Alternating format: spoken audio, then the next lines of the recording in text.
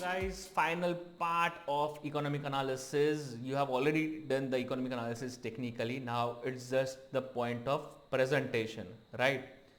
Now, when we are discussing the final part, that what we are discussing, just what we discussed under functional analysis, what we saw, that how do we put the entire analysis into the TP report. In similar manner, we have to understand that what we have to put under the TP report, right?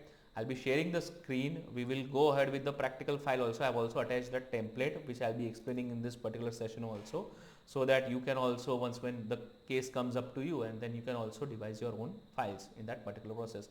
We do follow generally one process only when we are required to present the economic analysis.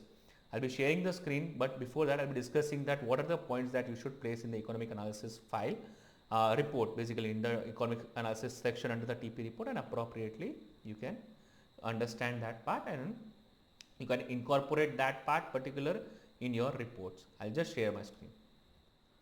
Now guys, particularly this part. Now whenever we present the economic analysis for particular transaction in the TP report, we will start from selection of tested party. We saw that how we need to select the tested party. We need to write justification. See, these are the parts where we are required to write the justifications for taking the positions under each and every part of economic analysis, right? And that is where you are required to document that part. So why you have selected the tested party will be coming on the first part. So it will start from selection of tested party. Then after selection of most appropriate method, on what basis you think that that method was most appropriate, that you have selected to go ahead and to undertake analysis for that particular part, and why you have rejected also the other methods, that also you can you need to write in the report. Then after, what you have to do is you need to also write on the data availability, that is what type of comparable data is available for undertaking analysis, that is internal data or external data. Then after, in case if you are going ahead with the external data, then you also are required to mention about the search process undertaken, right? That what database you have used to perform that external data search analysis. Then after the quantitative analysis, that is the presentation in the report that we saw in the earlier video. How do you present that quantitative analysis appropriately in form of annexure? How do you present that search keywords in appropriate form of annexure? And how do you present the qualitative analysis in appropriate format, right? And then we also saw that annexures in our earlier videos. I'll be placing this all files again in this video also, that you get an understanding that what needs to be presented in the TP report. You don't need to present the entire analysis, that is the workings, etc. in a TP report. You are required to maintain that workings with you, but you don't have to give the entire workings in the TP report. Only the particular annexures which I shown you, that you are required to present in the TP report as in form of annexures. So after that, selection of PLI, how you have arrived at that PLI, justification for that selection, that you have to give in the TP report. Then comparability adjustments. So in this particular template, we have not taken any adjustments, so that we have just put a general disclaimer note that the tested party reserves the right, the company reserves the right to put to undertake the adjustments in future if warranted. So that is how we have put that disclaimer part. In case also if you are not going ahead with the adjustments, just put that note also in report, so that it will safeguard your client against any of the adjustments. If the transferring officer may do that adjustment in future, you are safeguarded against that part. So that is where you also will have a right to do the adjustments to your transfer price and on comparable companies. So just for safeguarding that, put that note in case if you are not taking adjustments. In case if you are taking the adjustments, you have to justify why you are taking that adjustments, and then you have to do the computation also of margin, how you have revised the operating margins of that entities. Then computation of operating margin of final comparable entities will come up, and then after computation of operating margin of tested party will come up, and then after you have to conclude that particular part in the report. Now this is entire report has been prepared considering the TNMM analysis, right? So in that particular transaction we have used TNMM method. Now in case if you ask that what to be done for cup method or other method, so this is entirely done for RPM or TNMM, whatever the margin method is applicable. But for cups and other method, you don't have to select the PLI or you don't have to compute the margins, because in that particular part you'll be comparing the transaction to other transactions. So appropriately your economic analysis will get changed.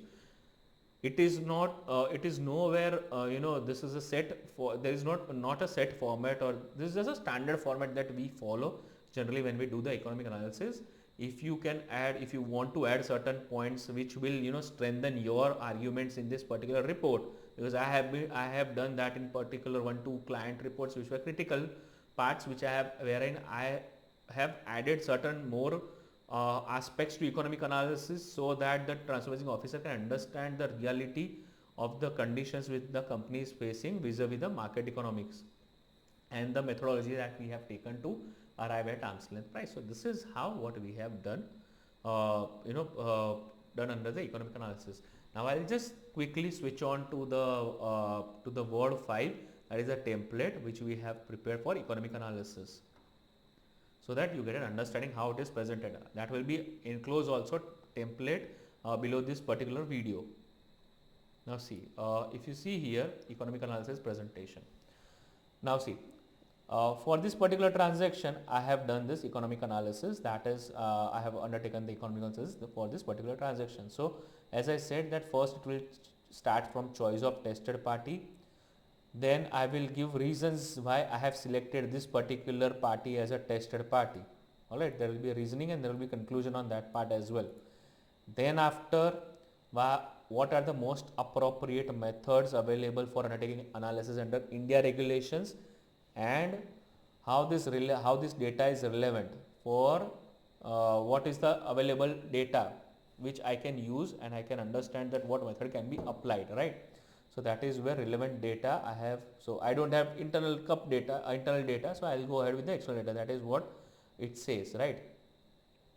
And the reasons for rejecting the other methods, like why I have rejected the cup, RPM, PSM, and why I have selected TNM only as the most appropriate method. So that is how I have concluded basis the data availability and the methods where they are to be used.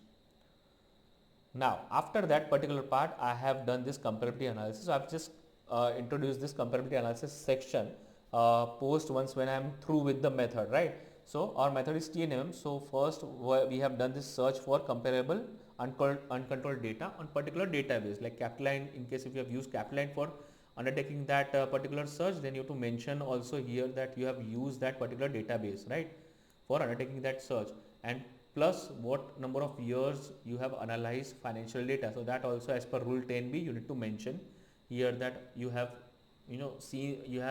analyzed that data for that comparability analysis for this particular year. So that you have to mention here. You will read this report, you will come to know. Then after the search process, so as we saw in the earlier video, that that keywords what you have selected and what output you have got from this keywords, that you are required to mention under the TP report, right? And then after this is a summary of reasons for rejection of quantitative comparables, right? While the companies who have been rejected basis the quantitative criteria, you have to put a table here, summary table, that on what basis they have been rejected. So that annexure also we saw in that earlier video, that how we should present the quantitative rejections, that is the list of companies which have been rejected on basis of applying quantitative filters, right? So these are filters basically. And then after once quantitative is done, the result on the qualitative analysis, right? So that is also, for that we need to summarize that in form of table, and we have to keep it here. The detailed annexures can be annexed in the report, right? So that is what it's done. Now after that, for the final comparable companies which are comparable to the tested party, I have prepared this description set, right?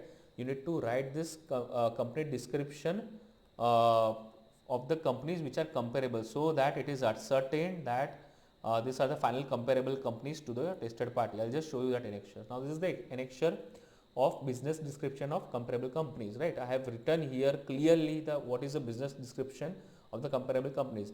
In most of cases, you should adopt a practice to get that particular data from the financial statements of this comparable company, and whatever language they have used, you should put that language only here. You should not change the language. In case if you are not able to gauge that data from the financial company, from that entity, so financial statements, then you can go ahead with the website and you can present that particular part. But make sure that you need to justify in this particular part that that particular company is comparable because it is engaged in certain activity which your tested party is also doing that.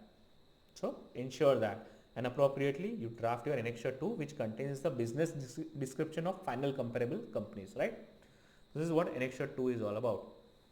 Then after, the methodology to select the profit linked indicator. So I have also mentioned the OECD's relevant guidelines here.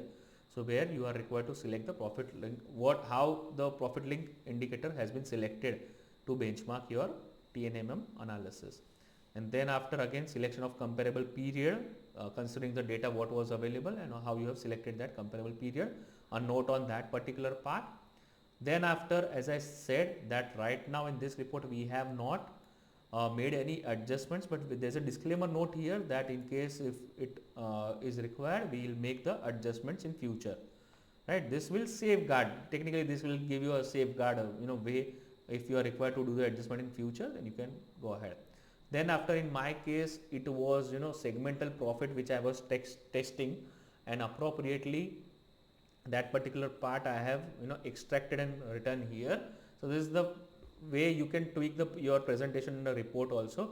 Generally in certain cases, if the workings are too much, you can annex that workings and put down as a part of annexures, but in this case it was not required. So I have just presented the segmental of taxpayer entity, that is tested party, here itself.